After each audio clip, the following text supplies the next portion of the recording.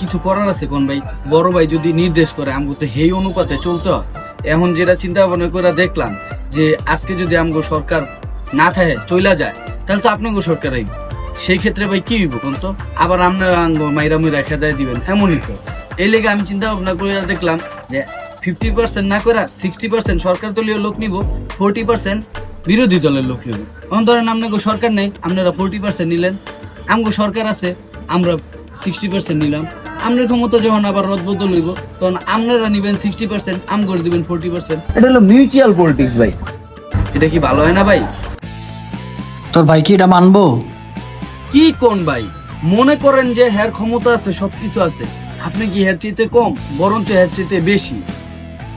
ঠিকই কইছিস মুন্না, তুই আর হৃদয় লগে থাকলে তোর ভাই কয়েক সেকেন্ডের ব্যাপার।